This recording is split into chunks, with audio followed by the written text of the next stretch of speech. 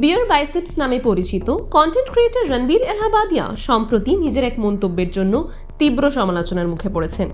Stand up comedian সামের রানার show India's goat লেটেন্টে তিনি এমন একটি আপত্তিকর প্রশ্ন করেন যা সোশ্যাল মিডিয়ায় ব্যাপক বিক্ষোভ সৃষ্টি করেছে।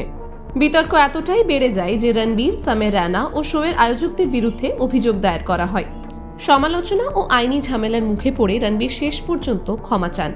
একটি ভিডিওতে তিনি বলেন, আমার মন্তব্য খুবই ভুল ছিল আর এটা একদমই হাস্যকর নয়। কমেডি আমার ফোর্টে নয়, তাই আমি শুধু ক্ষমা চাইতে এসেছি। আমি আমার ভুল কর্মের কোনো ব্যাখ্যা বা জাস্টিফিকেশন দিতে আসিনি, শুধু দুঃখ প্রকাশ করতে চাই। এই ঘটনায় বলিউড থেকেও প্রতিক্রিয়া এসছে। অভিনেতা মুকেশ খান্না কড়া ভাষায় বলেছেন, এটা শুধু সীমালগ্নই নয়, বরং গুরুতর অপরাধ। এই ধরনের মন্তব্য কখনো হালকাভাবে নেওয়া উচিত নয়।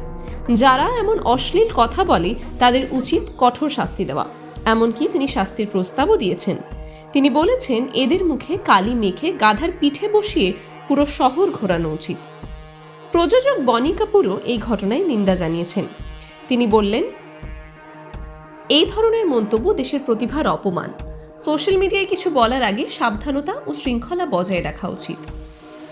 যদিও বেশিরভাগ বলিউড তারকা রণবীরের বিরুদ্ধে ক্ষোভ উগড়ে দিয়েছেন, তবে কয়েকজন তার সমর্থনেও কথা বলেছেন।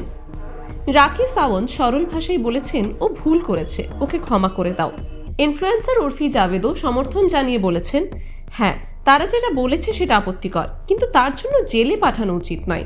রণবীর সবসময় একজন জনপ্রিয় কন্টেন্ট ক্রিয়েটর হিসেবে নিজেকে প্রতিষ্ঠিত করার পিছনে কঠোর পরিশ্রম করেছে, কিন্তু একটি মন্তব্য তার অর্জিত সুনাম ধূলিসাৎ করে দিয়েছে।